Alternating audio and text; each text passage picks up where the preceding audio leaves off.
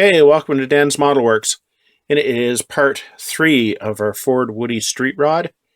And if you haven't seen the previous 2 parts, this kit I built when I was, I don't know, maybe 8 or 9, something like that. And of course, it was basically paint. We don't need no stinking paint when I built it. Later on, I did paint the roof and the fenders, but that was about it. So this is one of these redemption projects where, you want to do a better job of it this time around. So, to get everybody caught up, here we've got basically the fenders and the chassis. We've got the small block Chevy in there. There's been spark plug wires put in there. Let's see if we can focus in on them. The fan has been installed, and I also filed down the fan blades. We've got the cowling is almost complete.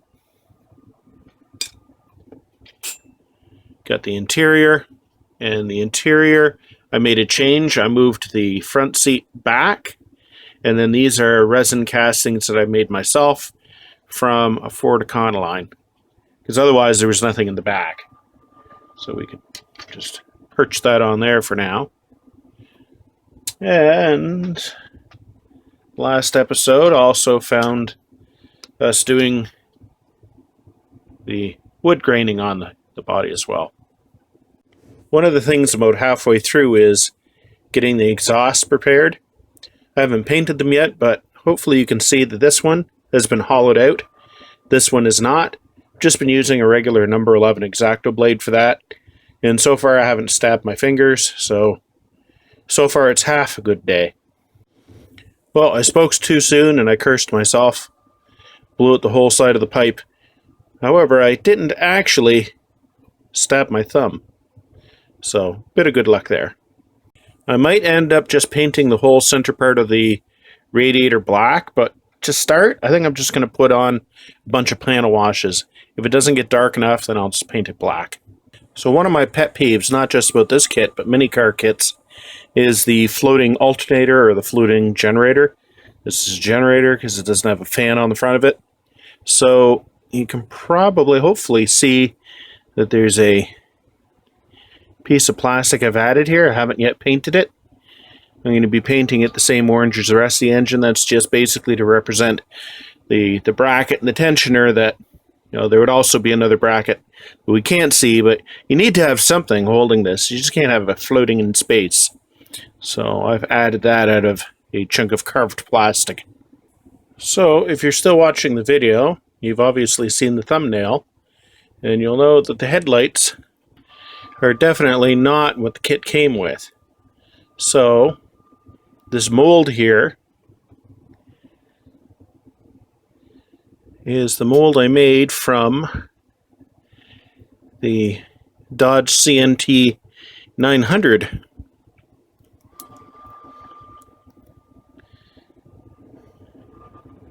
So what I'm going to do is I'm going to sand off the backside, basically everything behind the actual headlight bezel itself. And then I'll create a curved part behind there. So in this shot here, you can see I've glued those headlight castings now that I've sanded off the excess material to some big chunks of styrene. I'm going to trim those down until I've got them basically the same footprint as the lights. So now I'm ready to start turning this into a pod. You can see I've started filing off one corner here.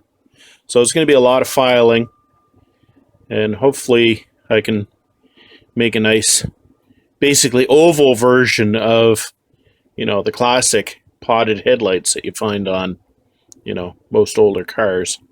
So I have most of the filing done. I've got the correct profile this way and this way. Now I've got to do the corners, basically remove the corners, because obviously it should not have any corners. Okay, I think that's basically what I was looking for. So I try to flip it over. Flip over. Well, it doesn't want to stay on its back, so must be pretty round then. So all I have to do is repeat that. It was probably maybe half hour, 45 minutes of sanding. So I still have to give it a light sanding, but I think this is what I was looking for. The last few days of any project when you're jumping around from part to part to part. We've got the radiator installed and we've got the upper rad hose in place. I still have yet to paint that, obviously. I still have to put the air intakes on there. We look underneath, of course, I've got the wheels in place. And of course, no headlights because I've cut off the original ones. And I've got the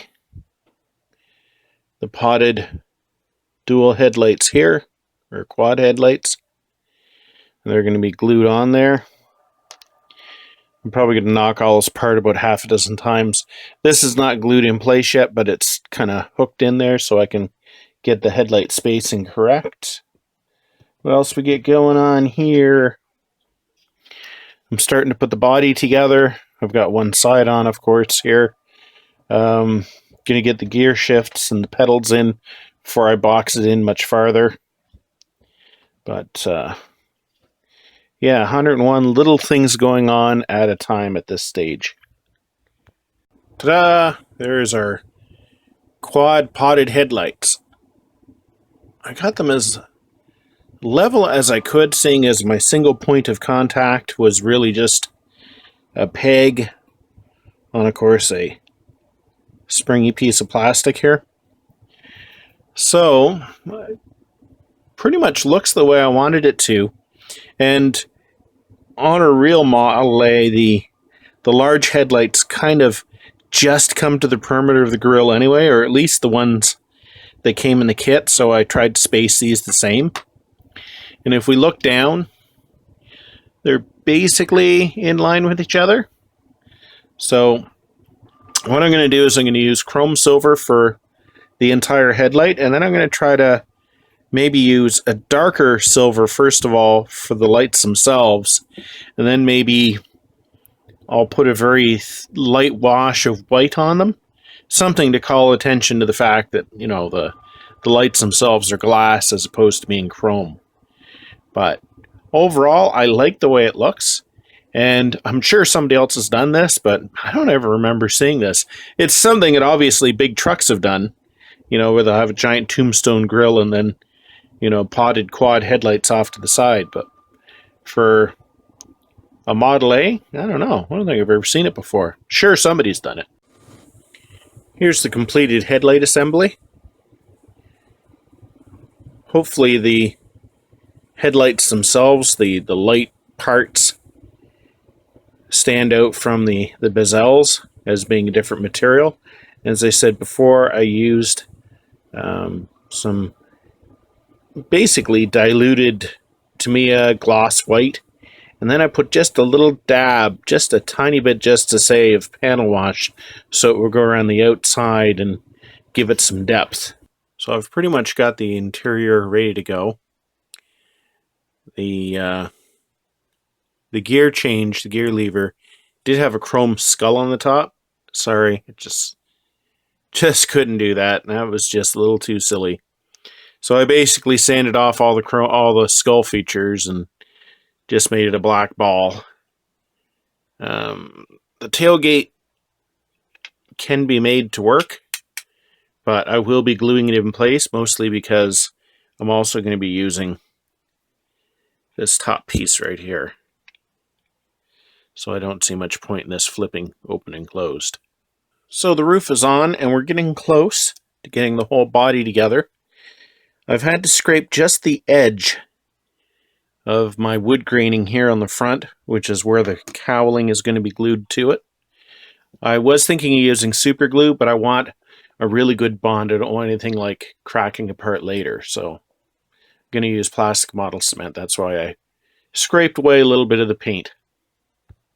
I do believe we're on the final stretch here. It's kind of neat having this cube this crate ready to go onto the frame. I'm going to do a little bit of scraping right here. And you can see I've left areas unpainted where I know I'm going to be gluing it down. So far, everything seems to be lining up really, really well. When we put this on, the hood seems to be very close. Close enough that I should be able to push back on the radiator a smidge and get that to stay on. So this has been really fun putting this together, seeing as I, originally put it together, like I said, at least 40 years ago, and I still have some vague memories, like I said, of sticking the horn on as the alternator. Not quite sure what I was thinking there. All right, this does not look good. Yes, very precarious looking. Basically, during final assembly, I found that the radiator shell wanted to be maybe a millimeter out from the top of the hood or the front of the hood. And I put super glue on it and I hand clamped it for, seemed like forever. And it never seemed to be, the glue never seemed to go off, and I don't have any accelerator on me right now. So, before I headed off to work, I came up with this contraption with the hammer pushing down on the grill, and then these various bottles keeping everything from disaster. Didn't fall over. Let's see if the glue took. Well, I think we knocked it down to maybe, a third of a millimeter? It's much better than it was. I think I'm going to take that as a win.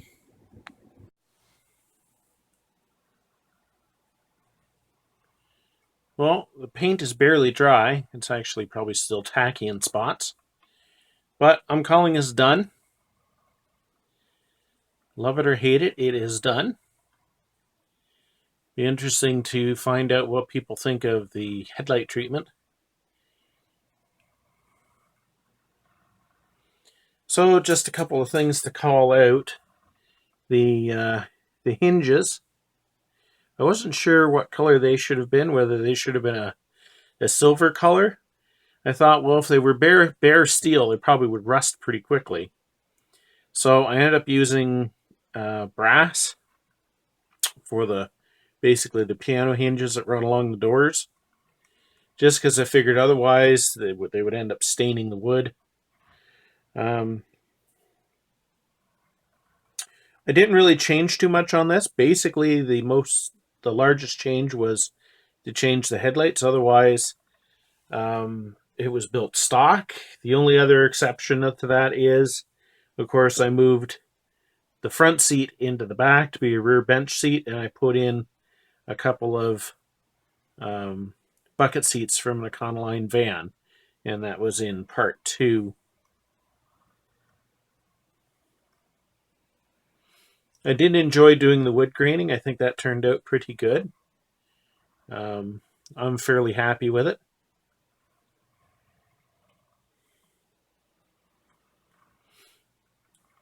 I didn't do much in terms of toning down the engine. I gave it a couple of coats of Tamiya panel wash. The only thing I really painted out that was chrome was you can see it right there, is the generator. They had that as a chrome part, and I just couldn't see it being chrome, so I ended up painting that gray. And of course, as well, there's a bracket now that it hooks onto.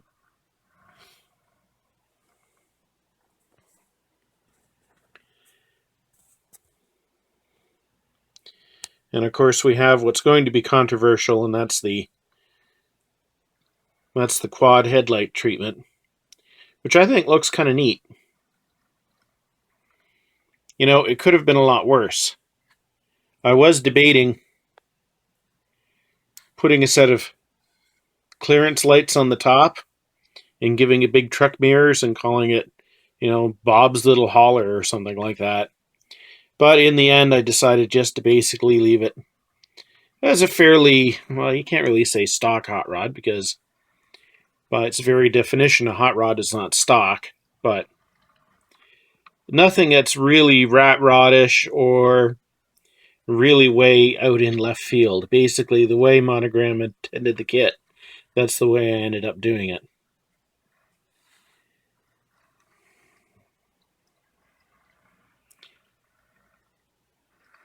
Let's get down low. You can see the hollowed out exhaust pipes right there. Now we'll go on to some glamour shots.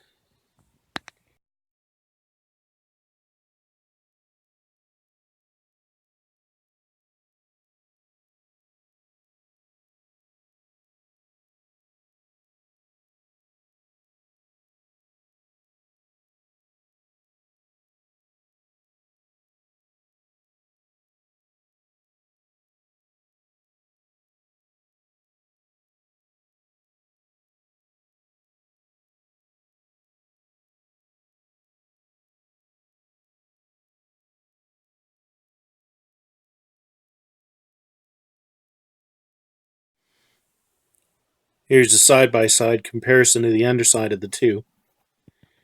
And of course, we have my efforts from, and honestly I don't remember, somewhere between 9 and 11 years old. And of course, age 50. It's nice to know that I've at least learned something.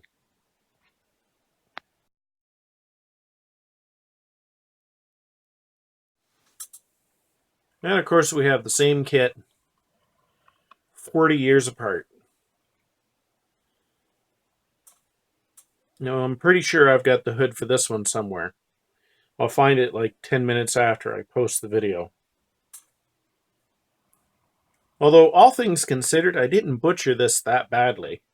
It's not like there's great big huge glue blobs on the windshield or anything like that.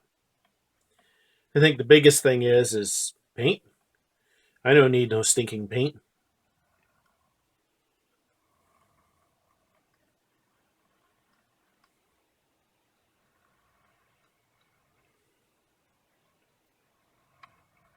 And I think hindsight being 2020, I'm glad that I got a second kit to redo rather than ripping this one apart and redoing it. Which would have been fun, but it is kind of nice to be able to put them side by side. Amazing thing, this one even still has its license plate on it.